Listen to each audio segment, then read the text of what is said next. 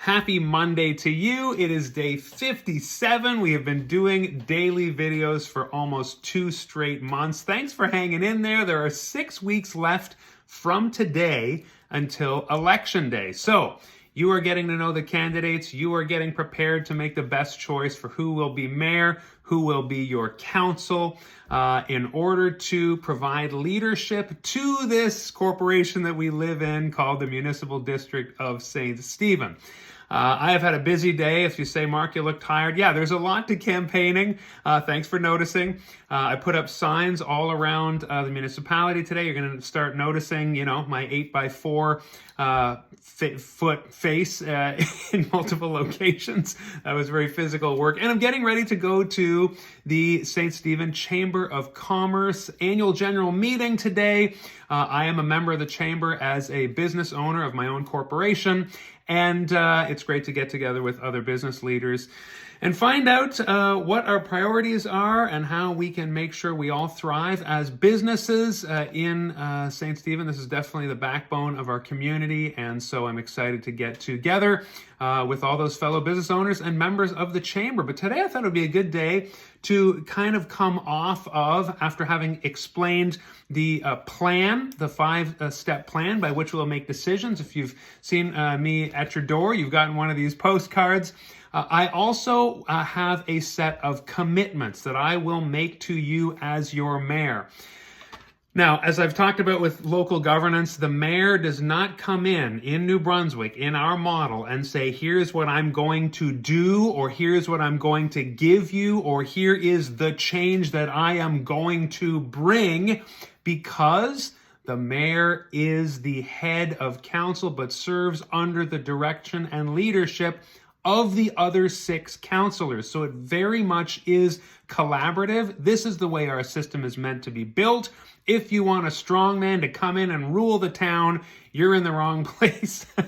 And that is just fine by me. So the mayor comes to the table and then starts to collaborate and understand the desires, the agendas of the council members around the table, and we start to harmonize a plan, because ultimately every council member at that table needs to be sitting there with your interest in mind, with your best interest at heart, and then our common good emerges as we discuss the way forward, okay? So that is the structure of being a council. And I will remind you here, I love pulling up the Local Governance Act to remind all of us exactly the duties of the mayor. Just pulling it up here. The duty of the mayor is to provide leadership to council. I want to see if you see a theme here emerging, okay? Provide leadership to council, preside at all meetings of the council, except unless there's other provisions. We don't need to go into those right now. Preside over the meetings, communicate information. The wording is interesting here. Communicate information and recommend actions to council. So you're communicating and recommending actions to the council as the mayor of the local governance for the improvement. Recommend actions for the improvement of the local governance finances, administration, and the government. So the mayor does come in and say, here's what I propose we do, and council can decide whether or not to start ratifying that through actions. But that committee of the whole and those discussions and working together as a team is crucial to the process, and that is how it needs to work.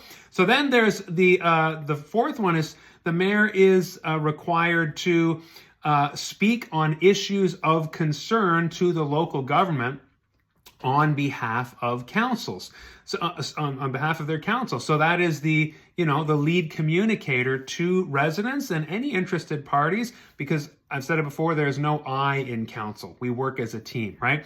And then last, perform other duties as required. So this is really what a mayor can do. Nowhere in there, the theme that you heard, I'm sure, did you hear a theme? It was mostly communication and recommendation and leading and working together, guiding under the direction and the authority of the council. So there's that give and take and that ultimate service. To me, this is just my philosophy of leadership. The leader is the one who serves the most, And so when when a mayor is leading the council, they are serving the council and serving you the most. It just means if there is a hierarchy, the mayor is at the top in terms of service and time given and commitment and listening. To that end, I cannot come on here and promise I'm going to do this, that, and the other thing. Now, that's not a cop-out, because what the theme was that communication piece, that leadership and guiding piece. And so today I want to go through the center column here, the commitments that I can make. And these are on my website as well, buildupststephen.ca if you want to see them there. But what I can do, what I can promise, is to make commitments about how I will function and how I will conduct myself as your mayor and exactly how I will serve. It's easy to say, I'm going to serve you the most, or, the thing I said. It's easy if it's a slogan. But the one thing that I can do is say, here's how I will function as your mayor, what I commit to doing. We can't promise outcomes, but we can promise processes towards outcomes that ultimately you will want to see happen as a resident, but ultimately for our common good, for everybody in our municipality, whether that's rural, whether that's urban, doesn't matter what. We want to see everyone thrive, right? And so here's the commitments that I make as your mayor and what I can do. So the first thing is social media updates. Try to be as brass tacks as possible. Social media updates before and after each council meeting. Now, I've been doing that. I've been campaigning for a couple of meetings now, committee of the whole and the general council meeting. There's a committee of the whole every month on the second Wednesday. That's the first meeting of council. And then there's the regular council meeting where bylaws and things get passed, okay? So what I commit to doing, as I've been modeling here, is giving you updates in plain language with the agenda and how to find the agenda with clickable links, all that kind of stuff. Right now, the website, it is a little bit convoluted. Once you know how to navigate it, it's easy. But in the social media updates, I would just provide links right off of my mayor page, because Build Up St. Stephen won't be going anywhere if I become your mayor. That is where I can communicate to you, as is the role of mayor, to be the primary communicator of council and provide links and things like that and communicates to the agenda. But I want to speak to you in plain language before the council meeting, what's on the agenda and why, and then the outcome after, as I've been showing you. So I probably don't need to go into much more detail on that, because you have seen it in action. A lot of people talked about the water breakdown, where just directly to you like this, I explained the risks, I explained what needs to be done, I explained the history. You can expect a lot more of that from me as your mayor. Now, the second thing is monthly mayor's summary on projects accomplished and in development. So sometimes, we can get in the weeds if I give a social media update before a committee of the whole meeting and then after, and then before a regular council meeting and then after. But kind of the last day of the month, when all the dust settles on that, I'd love to give you a rundown. It won't just be for video. If you're wondering, well, so what if I'm not on social media? What if my mom lives here and she's older and she's not on social media? I would like to do this. Of course, this would be all pending approval, but I would like to do this on like a paper rundown that's at the office as well. I'd like to maybe have an email list, the mayor's email list. Mass communication is what I do as part of my business. I think it would be really beneficial for you to get a bit of a mayor's digest every month. Here's what we've done this month. Here's what didn't get done, but here's what we're moving towards, okay? So a monthly mayor's summary. The third thing is mayor town halls every third month, every quarter, for discussion and updates. So every 3 months, I'd love to get together in person. Ward 3 has been doing this, now Ward 1, in a town hall. I'd love to do this as your mayor. Just make myself available, almost like office hours, but present to you what we're doing, where we're going, hear concerns, discuss challenges, in a way that is like an open forum, but where I am presenting what we are doing as a council. I commit to doing that quarterly, because mayor town halls are really an important place where you can hear what's going on, but also share what's on your mind and heart and where we need to be going together. The fourth thing is a consistent standard of council and staff returning residents' calls early on.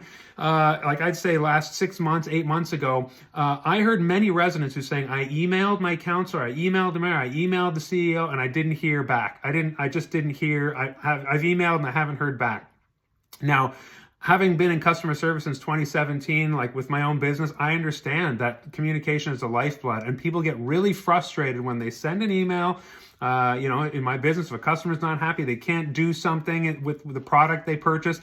I get back. I can't sleep if somebody like can't log into their platform or something. It really bothers me because I understand so much frustration comes from that when you feel unheard. So consistent standards. We would have to agree on what that is. What's an acceptable standard in your business? Is it 72 hours? Is it 7 days, depending on the level?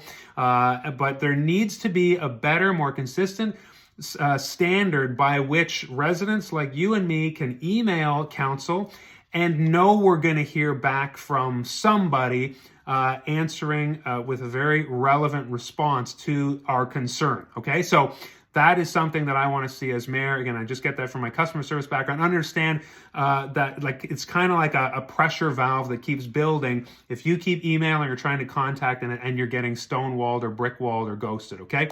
The other thing now is public comment period at all council meetings. I've talked about that before.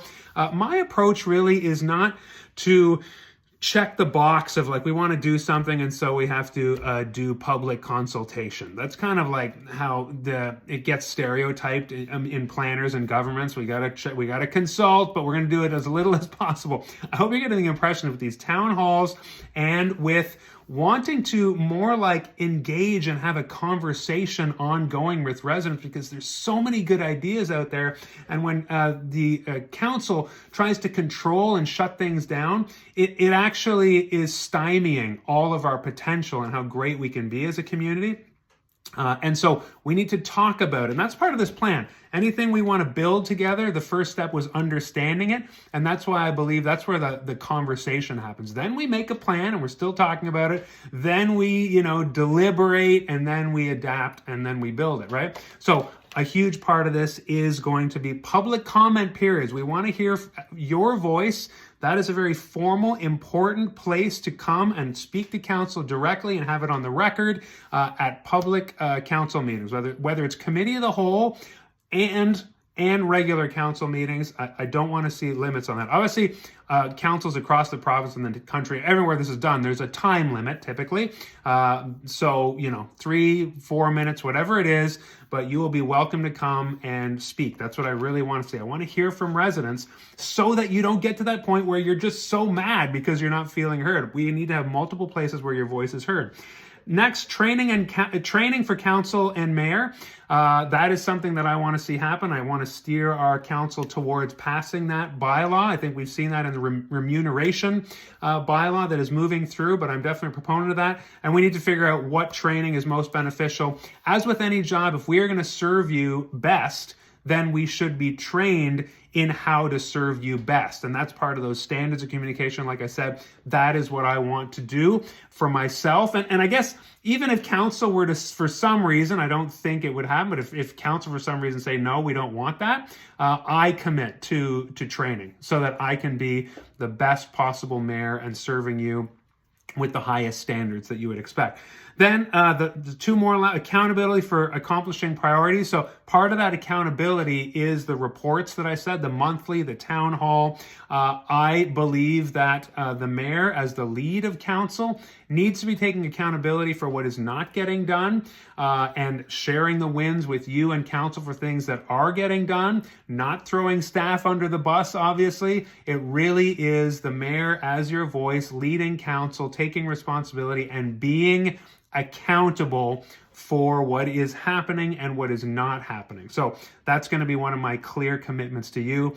And the last one is a clear direction for our municipality. Now, I can't say exactly what that direction would be right now because I want to meet with, and I'm still campaigning, but especially as your mayor, really successful mayors and municipalities talked to their BIA or their downtown and said, what can our priorities be together? And then cross-check those with, for example, Chamber of Commerce businesses, cross-check those with the most influential nonprofits that are engaged in social inclusion and anti-poverty work, partnered with economic development like Future St. Stephen. If we can all get on the page and say, here's where we're going this year, and then next year, we have a 10-year municipal plan, but we also want to start, as I've said before, whittling that down to a short list and then saying this year we're going to do this, and then that will unlock another goal next year, etc. So that's why I say it's time for a clear direction for St. Stephen, because as far as I've lived here, I don't believe that there has been that kind of goal-oriented leadership. Here's where we are, here's where we want to go. We can say we want more housing, we want better roads, we want businesses to feel welcome and included. Okay, so we need to reverse engineer that. Like any project management, let's get together, let's unify on our goals, figure out a blueprint, and then start working through the steps. And that is how I'll be accountable as your mayor, that we are actually getting things done, and I can communicate that to you. All right, that is it. I got to get off to the Chamber of Commerce AGM very soon, but thank you for joining me today, and I look forward to going through some more of the priorities now over on this side, and then how that cross-checks with our municipal plan. But people have also asked me to talk about public safety and policing and housing and more detail around that, and other successful examples of, how do we build up more of that in our community. I have ideas that I'd like to propose to you for consideration, to take those into council so that they can consider it for our direction for St. Stephen. Thank you so much. It is a privilege to be able to campaign and talk with you like this. I look forward to more of it. BuildUpStStephen.ca. Take care of yourself on this beautiful Monday and your neighbor, and let's build up St. Stephen together. See you soon.